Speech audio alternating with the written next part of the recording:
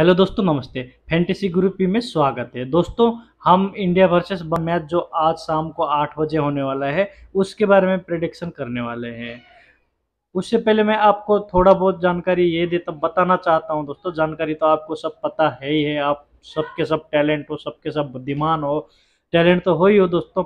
उसके बाद भी मैं अगर आपको कुछ बताना चाहूँ तो जब से आईपीएल ख़त्म हुआ है, 2023 का आईपीएल ख़त्म हुआ है, उसके बाद में ये लास्ट कुछ दिनों से इधर जब लंका प्रीमियर लीग चला है तो लोगों को बहुत ज़्यादा एनर्जी आ गया है दोबारा, जैसे आईपीएल में आता था। क्योंकि लंका प्रीमियर लीग में दोस्तों सब बड़े बड़े कंटेंट्स है और एक दिन में 2 मैच होते हैं दोस्तों।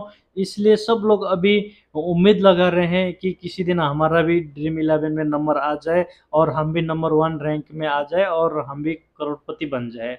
तो दोस्तों, मेरे तरफ से तो सबसे पहले आप लोगों को बहुत बहुत शुभकामना। अगर इच्छा रख सकते हो तो हो सकता है भगवान आपकी मनोकामना पूरा करे और हमें, चलो, आप लोगों को सबको हमको कम से कम ड्रीम 11 ने एक मतलब सपना तो दिया है कि चलो भाई तुम करोड़पति बन सकते हो। इस उम्मीद के साथ आप लोग भी खेलते हैं, सब खेलते हैं, हम भी खेलते थे पहले, अभी भी खेलते ही हैं। तो हमने अभी जब से लंका प्रीमियर लीग चला हुआ है दोस्तों, लंका प्रीमियर लीग चलने से सबको एक उम्मीद जगी है। साथ में अभी ये 100 लीग्स भी चला है, ये वुमेन्स का भी है, मेंस का भी है। इसने भी सब लोगों को 3 मैच चल रहे हैं, 2 टूर्नामेंट चल रहे हैं, एक 100 और एक लंका प्रीमियर लीग, और साथ साथ में इंडिया वर्सेस वेस्ट इंडीज का जो टूर्नामेंट चल रहा है, सीरीज चल रहा है। तो आप लोग सब खुश होंगे, दिन भर आप लोगों को मज़ा आता होगा मैच देखने में। क्योंकि जब ड्रीम 11 में टीम बनाते हैं तो मैच देखने में का स्वाद कुछ डिफरेंट होता है और कुछ आनंद भी आता है। उस हिसाब से तो आप लोग भी खुश होंगे, हम भी सारे खुश हैं दोस्तों।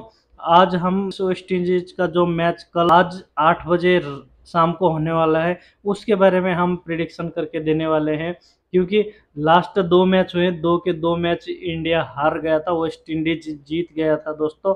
ये हमको उम्मीद नहीं थी, आपको भी उम्मीद नहीं थी। क्योंकि वेस्ट इंडीज इस टाइम अभी क्वालिफायर से भी, वर्ल्ड कप क्वालिफायर से भी बाहर हो गया, इसलिए ये उम्मीद नहीं था कि इंडिया जैसा एक पावरफुल, क्रिकेट में पावरफुल कंट्री वेस्ट इंडीज के सामने 2 मैच कंटिन्यूस हार जाएगा। ये तो आपने भी नहीं सोचा होगा, हम लोगों ने भी नहीं सोचा था। अगर ये हो गया तो अच्छी बात है, होता है, खेल का कोई भरोसा होता नहीं है, कोई भी किसी को भी जीत सकता है। क्योंकि इसमें ऐसा कई बार हुआ है, जिस कंट्री को हम बहुत कमज़ोर समझते हैं वही कंट्री बड़े बड़े देशों को पेल के चला जाता है। वैसे ही इंडिया के साथ अभी वेस्ट इंडीज कर रहा है दोस्तों। और इसमें एक वजह ये भी हो सकती है क्योंकि इंडिया में विराट कोहली, रोहित शर्मा और जडेजा जैसे बहुत बड़े प्लेयर है नहीं। वहाँ पे उनकी कैप्टनशिप, इंडिया की कैप्टनशिप हार्दिक पांड्या संभाल रहे हैं। तो हार्दिक पांड्या का कैप्टनशिप शानदार तो था ही था, और इस टाइम उनका कुछ इतना नहीं चल रहा है क्योंकि दोनों मैच कंटिन्यूस हार जाना, ये इंडिया जैसे शक्तिशाली क्रिकेट में पावरफुल कंट्री और वेस्ट इंडीज जो क्वालिफायर से बाहर हो गया है, वैसी टीम के सामने अगर 2 मैच कंटिन्यूस हारना इंडिया के लिए बहुत शर्मसार बात है। फिर भी अगर हम इसका प्रिडिक्शन करने जा रहे हैं कल क्या होने वाला है उसके बारे में हम आपको बताएंगे दोस्तों। तो इंडिया वर्सेस वेस्ट इंडीज के जितने भी मैच हुए हैं दोस्तों, उसमें मैक्सिमम मैच तो इंडिया ने ही जीता हुआ है। ये वेस्ट इंडीज ने बहुत कम मैच जीता हुआ है। इसलिए मजबूत टीम का अगर बात किया जाए तो इंडिया वेस्ट इंडीज के सामने बहुत ज़्यादा मजबूत है क्रिकेट के हिसाब से। तो दोस्तों, हमें सबको, आपको ये लगता ही होगा 2 मैच हार गया तो क्या हुआ, इंडिया इंडिया है भाई, जीत जाएगा, ये आपको भी लगता है, हमको भी लगता है, कल भी यही लगा था, उससे पहले वाले मैच में भी यही लगा था। पर हुआ क्या था, वेस्ट इंडीज आसानी से जीत गया था। तो दोस्तों, खेल का इसीलिए कोई भरोसा तो होता नहीं है। फिर भी हम कौन कौन से प्लेयर को सिलेक्ट करने से हमें ड्रीम 11 में फ़ायदा रहेगा उसके बारे में बताएंगे दोस्तों। वीडियो को लास्ट तक देखें और चैनल में अगर नए हो तो चैनल को सब्सक्राइब करना और वीडियो को लाइक करके दोस्तों के साथ शेयर जरूर करना। दोस्तों, करते हैं वीडियो की शुरुआत। और जो लंका प्रीमियर लीग हो, चाहे 100 बॉल्स हो, चाहे जो भी हो, जब इंडिया का मैच चलता है तो सबसे बड़ा कंटेंट्स होता है और खेलने में भी मज़ा आता है, क्योंकि पहली बात हम इंडिया का मैच देख के बड़े हुए हैं, तो देखने में ही मज़ा आता है। साथ में इसको हम जब खेलते हैं तो हमारा कुछ ज़्यादा ही एक्साइटमेंट हो जाता है, तो हम खुश हो जाते हैं जब खेलते हुए देखते हैं, तो जीतता है तो और मज़ा आ जाता है। हम टीम बनाने की तरफ जाते हैं दोस्तों। अगर हमें ड्रीम 11 में अगर टीम बनाना हो, तो हमने सबसे पहले बनाने के लिए ये इंटरफेस में आ जाते हैं, तो हमें सबसे पहले इस प्रकार के प्लेयर देखने को नज़र आते हैं। ये आप सबको पता ही है दोस्तों। आपने भी कई टीम बनाए होंगे, हम लोगों ने भी कई 2016 से अभी तक बना ही रहे हैं दोस्तों। तो इसलिए ये सबको पता ही है। हम थोड़ा बहुत इसी ड्रीम 11 के ऐप से हम थोड़ा बहुत इन दोनों के बीच में प्रेडिक्शन कर लेते हैं, कौन ने कितना मैच खेला हुआ है, कितने-कितने मैच जीत के आए हैं, उसके बारे में थोड़ा बहुत प्रेडिक्शन करते हैं दोस्तों। उसके बाद हम बनाएँगे टीम।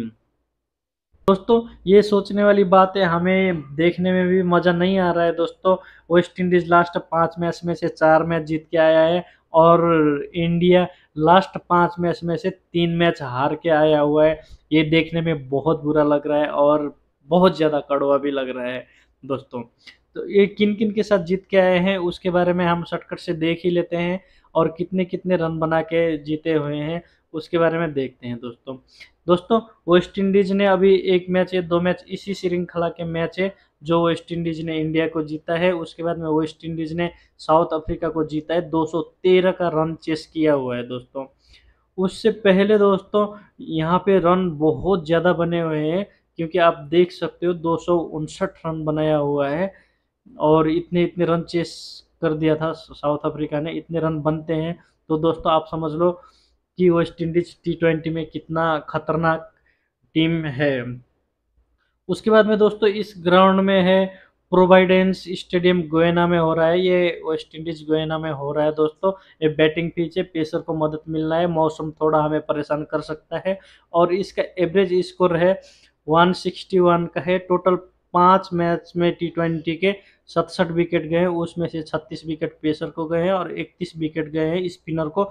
दोस्तों ये आंकड़ा तो लगभग 50-50 का है, इसमें कोई प्रभाव नहीं है, इसमें स्पिनर भी चलते हैं और फास्ट बॉलर भी चलते हैं, इसमें कोई दिक्कत नहीं है, दोनों को बराबर मदद मिलना है।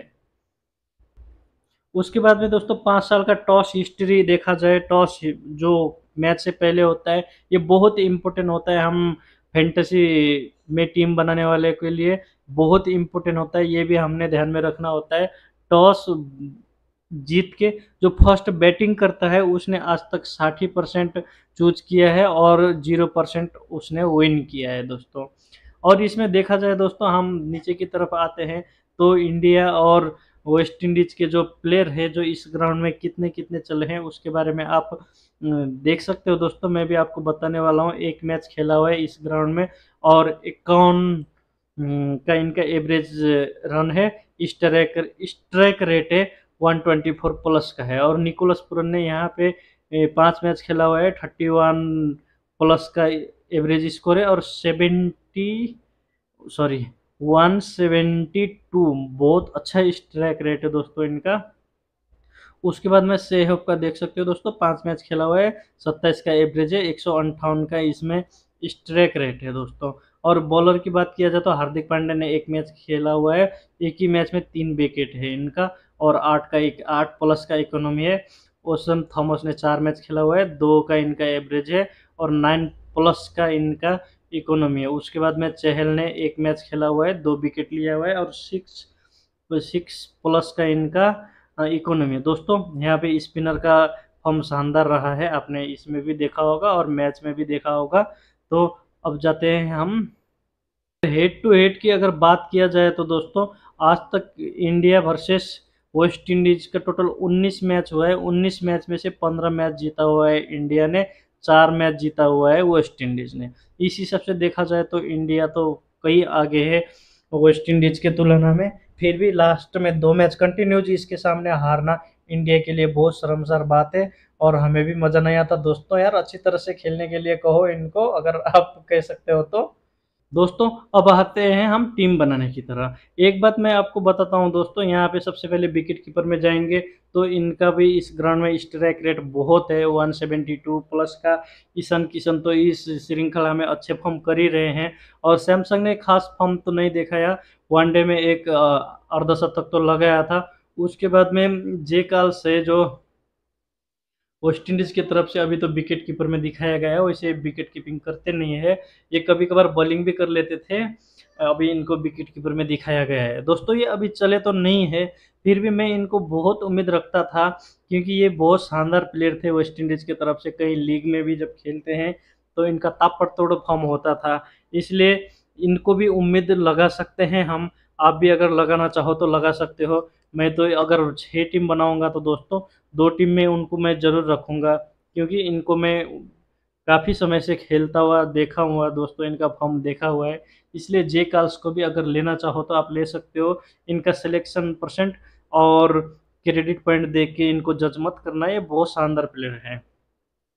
और यहाँ पे एक हमें सोचने वाली बात ये है दोस्तों, 4 विकेट कीपर खेल रहे हैं। 4 विकेट कीपर खेल रहे हैं तो हमें बहुत समझना मुश्किल हो जाता है, कौन से प्लेयर को सेलेक्ट करना है, कौन से प्लेयर को नहीं सेलेक्ट करना है। 4 प्लेयर अगर विकेट कीपर सेक्शन में है तो हमें हमें आगे जाके बैटिंग सेक्शन से भी कुछ प्लेयर को सेलेक्ट करना ही होता है, इसलिए हमें थोड़ा कन्फ्यूज़न होता है दोस्तों।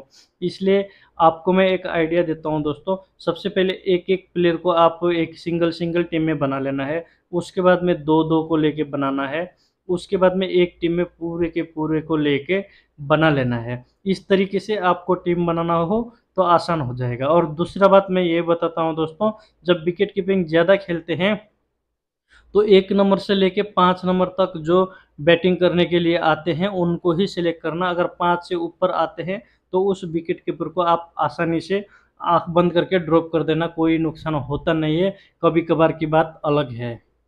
उस हिसाब से देखा जाए तो दोस्तों इस ग्राउंड में और इस श्रृंखला के फॉर्म में देखा जाए तो Nicholas Pooran all time best ही है दोस्तों वेस्ट इंडीज़ की तरफ से। उन्होंने लीग भी खेल के आए हैं अभी मेजर प्रीमियर लीग, तो वहाँ भी उनका फॉर्म शानदार रहा था और मुंबई इंडिया की तरफ से वो जीत के भी आए थे और चैंपियन बन के आए थे।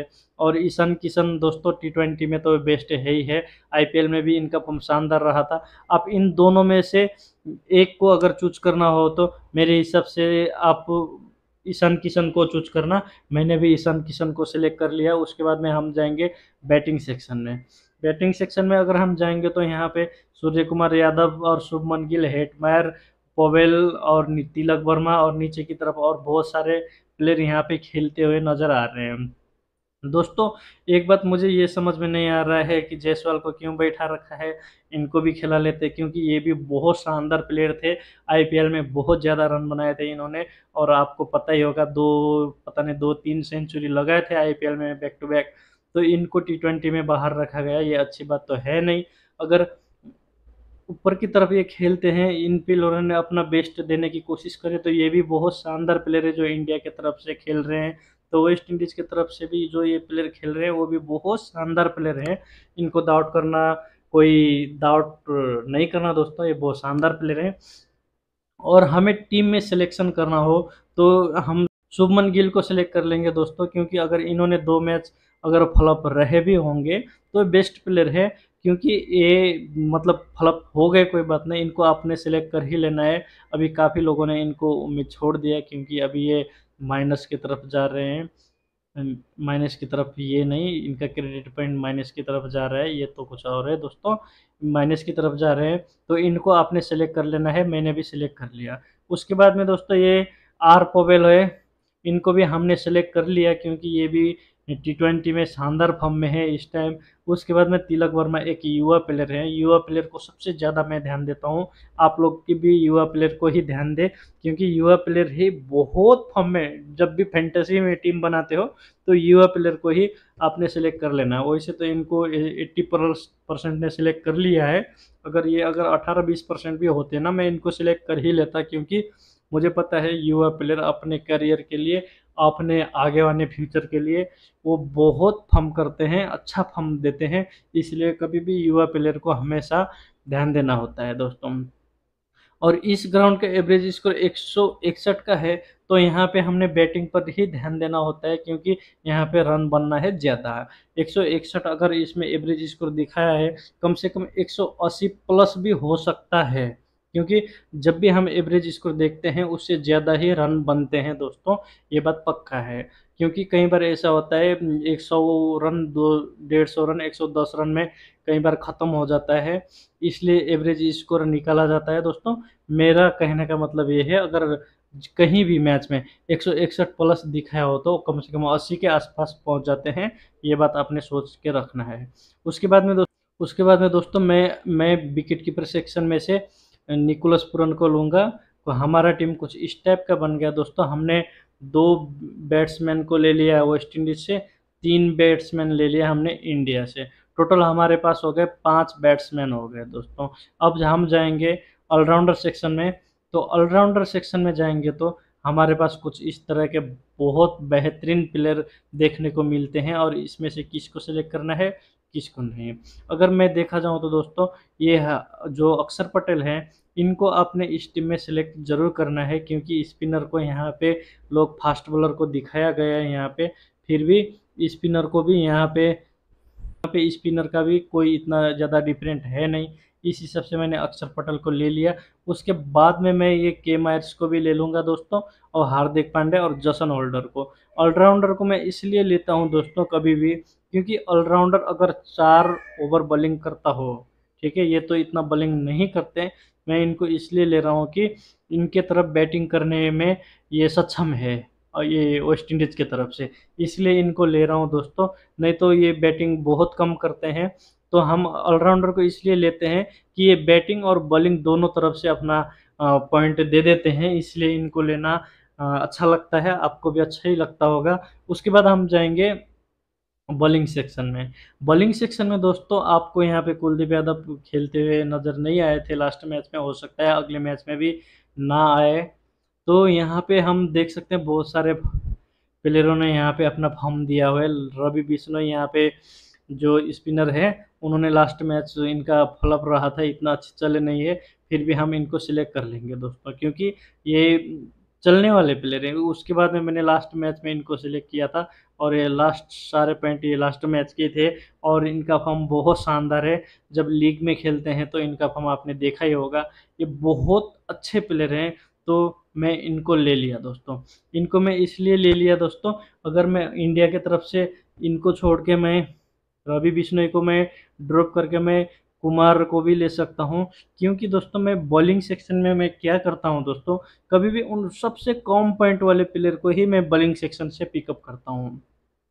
आपको भी बैटिंग सेक्शन में हो गया, विकेट कीपर सेक्शन में, बैटिंग सेक्शन में हो गया दोस्तों, वहाँ पे आपने बहुत मतलब 50% प्लस सिलेक्शन वाले को सिलेक्ट करना होता है। ऑलराउंडर में आप जो 4 ओवर बॉलिंग करता हो और 1 से लेके 5 ओवर के अंदर बैटिंग करता हो, उस टाइप के प्लेयर को आप ऑलराउंडर से पिकअप करना। बॉलिंग सेक्शन में से जो 4 ओवर बॉलिंग करता हो, उसी को सिलेक्ट करना, चाहे उसको 1% ने सिलेक्ट किया हो, चाहे उसको 2% ने सिलेक्ट किया है, उसी प्रकार को लेने से यही हमारे लिए ट्रम्प कार्ड होते हैं दोस्तों। इस टाइप के प्लेयर को ही आपने सिलेक्ट करना है, यही प्लेयर हमें जिताते हैं।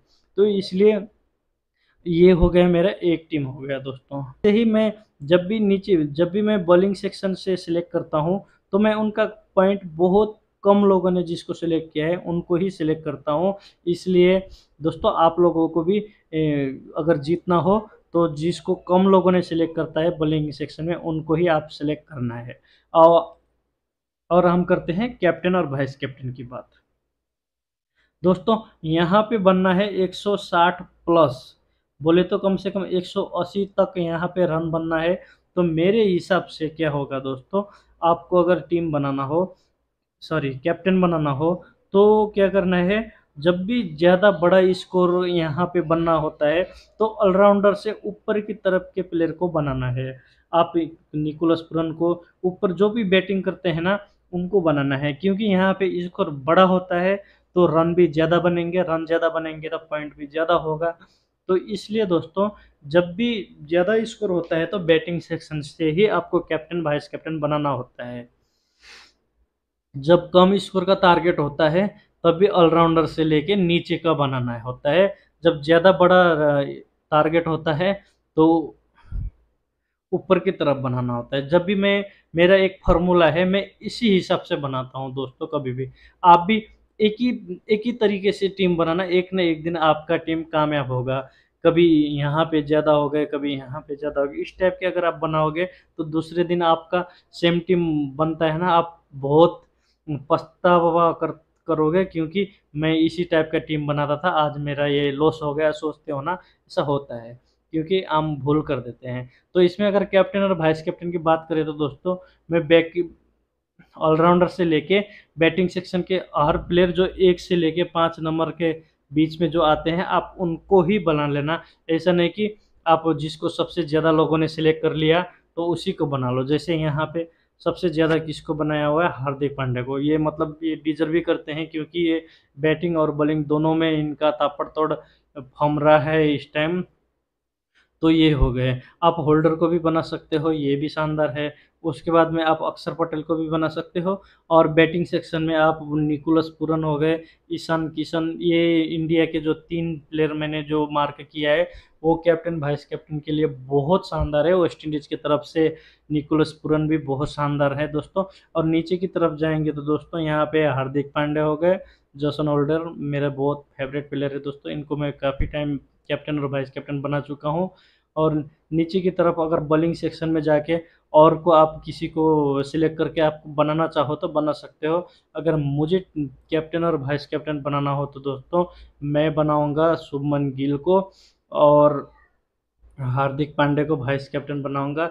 मेरा टीम कुछ इस टाइप का बन जाएगा दोस्तों। अगर आप चाहो तो तिलक वर्मा को भी बना सकते हो। ये तीसरे नंबर में बैटिंग करने के लिए आते थे। फर्स्ट मैच में उन्होंने अर्धशतक शतक लगा दिया था। और नीचे की तरफ जाएँगे तो दोस्तों, ये बॉलिंग बैटिंग दोनों के करते हैं। ये कभी-कभार बॉलिंग नहीं करते हैं। अगर बैटिंग में भी इनका फ़ॉर्म बहुत शानदार होता है। इनको भी आप कैप्टन, वाइस कैप्टन बना सकते हो दोस्तों। थैंक यू दोस्तों, वीडियो को लास्ट तक देखने के लिए आपका बहुत-बहुत धन्यवाद। आपका दिन शुभ रहे और आपका टीम विनिंग करे। मेरे तरफ से यही शुभकामना है।